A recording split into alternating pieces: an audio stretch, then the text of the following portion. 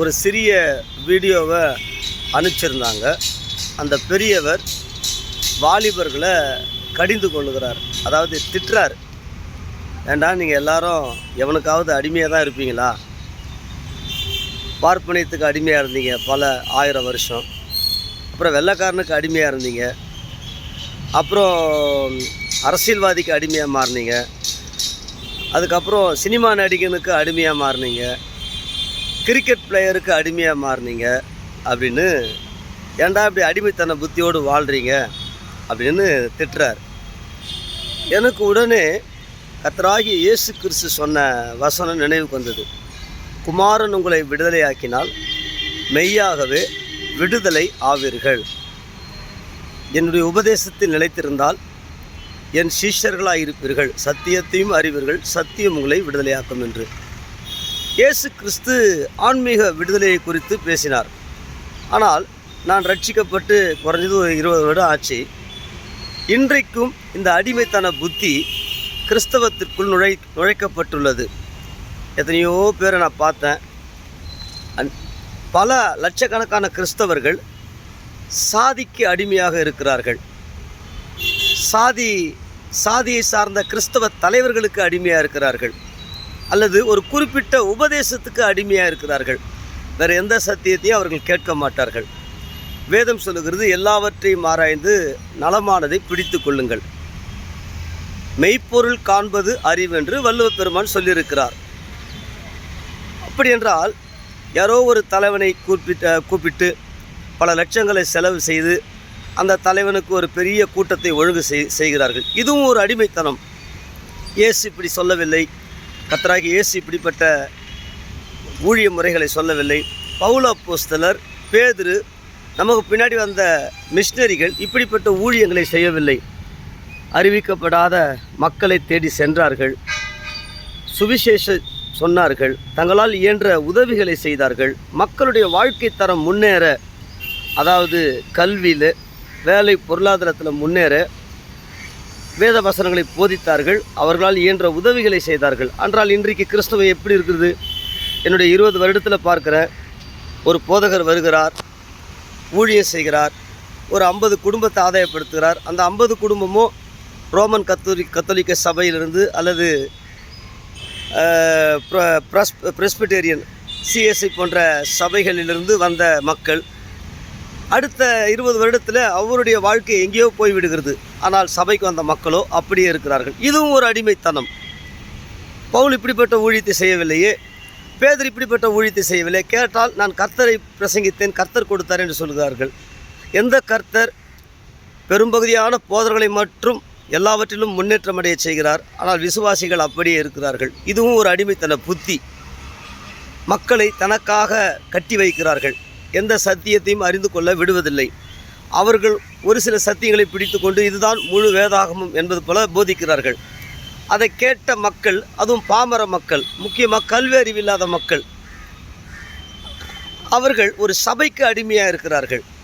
இயேசுவுக்கு அடிமையாய், அவருடைய உபதேசங்களுக்கு அடிமையாய் இருக்க வேண்டிய மக்கள் ஒரு போதகனுடைய ஒரு குறிப்பிட்ட போதகத்துக்கு அடிமையாக இருக்கிறார்கள். முழு சத்தியத்தையும் அந்த மக்கள் அறிந்து கொள்வதில்லை, அல்லது அந்த போதகர் கூட அந்த முழு சத்தியத்தை மக்களுக்கு போதிப்பதில்லை.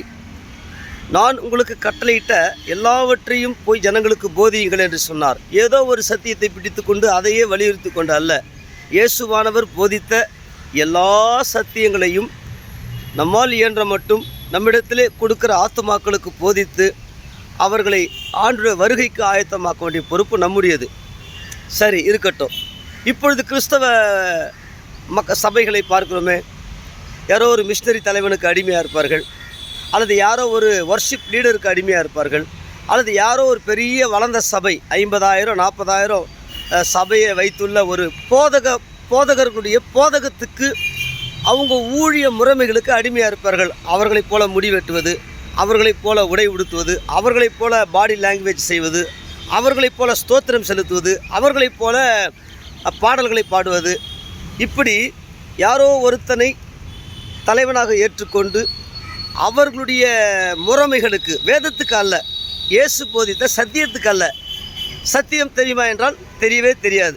இயேசு என்ன போதித்தார் என்று கேட்டால் ஊழியம் செய்ய சொன்னார் என்று சொல்வார்கள். அவர் ஊழியம் மட்டுமா செய்ய சொன்னார்? 2 இருந்தால் 1 கொடுக்க சொன்னார். திக்கற்ற பிள்ளைகள் விதவைகள் படுகிற உபத்திரத்தில் அவர்களை விசாரிக்க சொன்னார். ஒடுக்கப்பட்ட மக்கள் நசுக்கப்பட்ட மக்களை எல்லா விதத்திலும் தூக்கிவிட சொன்னார். பழைய ஏற்பாட்டில் கிட்டத்தட்ட எத்தனையோ வசனங்கள் அதை சொல்லுகிறது.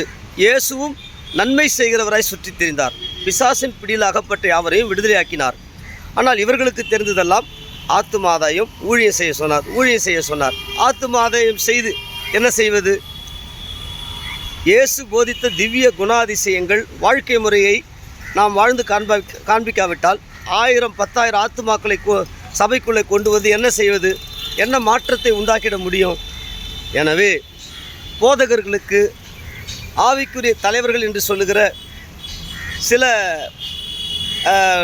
இயக்கங்களுக்கு நாம் அடிமையாக இருப்பதை காட்டிலும் இயேசுவின் வசனத்துக்கு நாம் அடிமையாய் இயேசு போதித்த சத்தியங்களுக்கு நம்மை அடிமைகளாய் ஒப்பு கொடுப்போம் என்றால் உண்மையான ஆன்மீகத்தை நமக்குள்ளே அனுபவிப்போம்.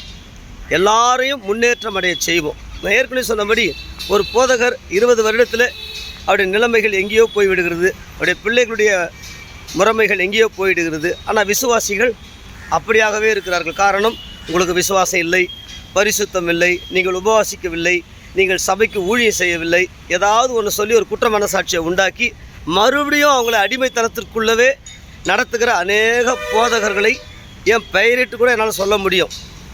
யாரையும் நம்ம கனவீனப்படுத்த இதை சொல்லலை. எப்படிப்பட்ட ஊழியத்தை நாம் இயேசுவினிடத்திலிருந்து கற்றுக்கொண்டோம்? மிஷினரிகள் இந்தியாவிற்கு வந்தபோது எப்படிப்பட்ட ஒரு ஊழியத்தை செய்தார்கள்?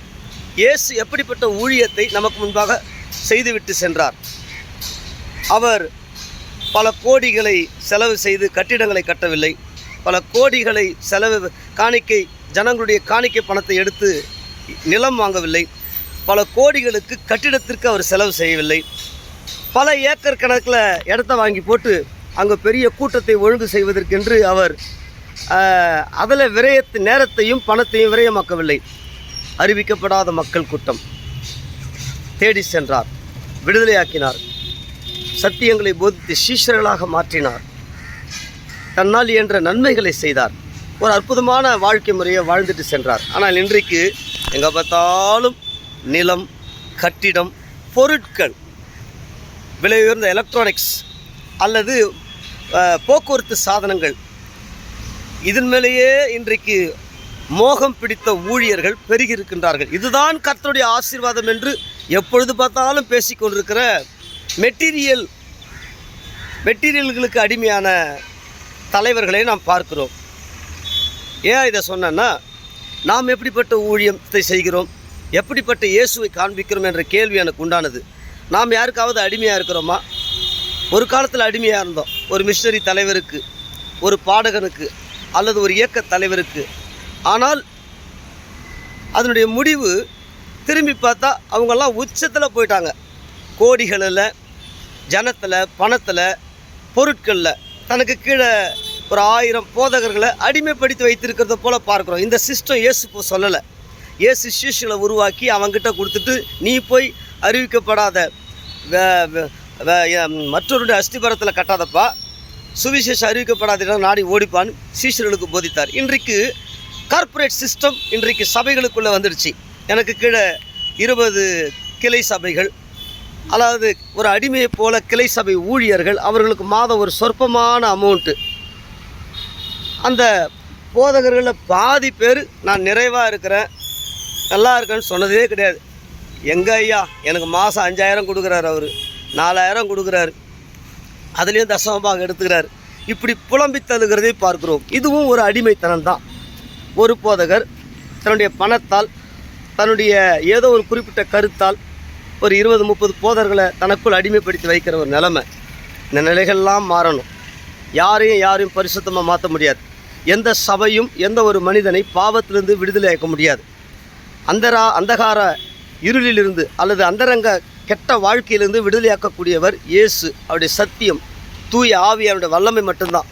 எந்த இயக்கமோ, எந்த சபையோ, எந்த போதகனோ அந்தரங்க பாவத்திலிருந்து யாரையும் விடுதலையாக்க முடியாது. சுயநலத்திலிருந்து விடுதலையாக்க முடியாது. சட்டையை மாற்றிடலாம், தலைக்கு டையை அடித்து தலையை மாற்றிடலாம், மேக்கப்பு கழிச்சிட்டு அல்லது பேச்சை மாற்றி தான் ஒரு பரிசுத்தவான் போல நடிக்கலாம். ஆனால் உள்ளங்களை ஆராய்ந்து பார்க்கிற இறைவன் எந்த நோக்கத்துக்காக இதை செய்கிறோம், யாருக்காக செய்கிறோம், நாம் யாருக்காக ஓடிக்கொண்டிருக்கிறோம், எதற்காக ஓடிக்கொண்டிருக்கிறோம் என்பதை அறிவார்.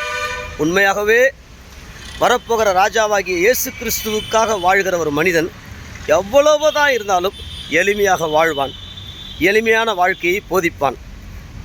யான் பெற்ற இன்பம் பெருக இவ்வையகம் என்று சொல்லி தன்னோடு இருக்கிற அனைவரும் எல்லா நிலையிலும் முன்னேற வேண்டும் என்று விருப்பப்படுவான்.